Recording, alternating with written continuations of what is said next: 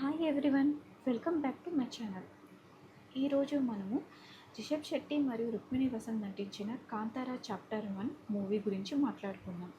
Actually Kantara legend 2022లో Rishabh Shetty దర్శకత్వంలో విడుదలైంది.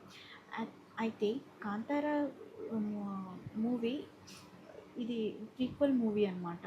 ఈ మూవీ విషయానికి వస్తే కాంతారాలో శివ మాయమైన చోటు నుండి కాంతారా చాప్టర్ 1 కథ మొదలవుతుంది.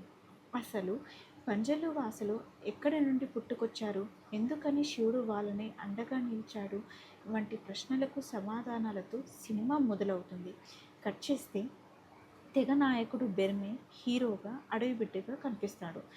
బెర్మే తమ గూడెం వాసులను తన జీవితాలను మార్చాలనే ధ్యేయంతో బాంగ్లా రాజ్యానికి తన సహచరులతో వెళ్తాడు.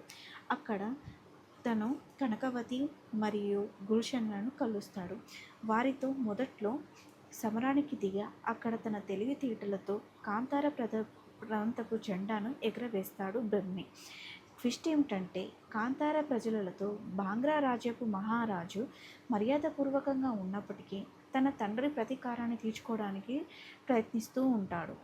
ఈ చదరంగంలో దైవం మీద దుష్టశక్తులు ఏ విధంగా ఆధిపత్యం చెలాయించడానికి ప్రయత్నించాయి, వాటిని బెర్మే ఎలా తిప్పికొట్టాడు, ఈ క్రమంలో అతనికి దైవం ఎలా తోడైంది అనేది కాంతారా చాప్టర్ 1. నటన విషయానికి వస్తే రిషబ్ శెట్టి ఎక్స్ట్రాడినరీ యాక్టర్ అని చెప్పొచ్చు. భూతకోల సీక్వెన్లు చాలా అట్రాక్టివ్గా ప్రజెంట్ చేశారు.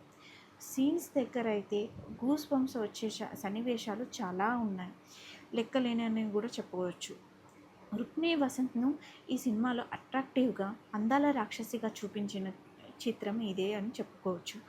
ఆమెలోని యాంగిల్స్, ఇలాంటి నటన చేసే యాంగిల్ ఎవరూ ఊహించలేరు. ఈ సినిమాలో తను సర్ప్రైజింగ్గా ఒక వేరే చెప్పలేనంత యాంగిల్ కూడా చెప్పుకోవచ్చు. ఇంకా లెక్కనేనంత మంచి ఆర్టిస్టులు కూడా ప్రతి ఒక్కరూ ఈ సినిమాకి బాగా న్యాయం చేశారు. టెక్నికల్ విషయానికి వస్తే ఇది అద్భుతమైన సినిమా అని చెప్పవచ్చు.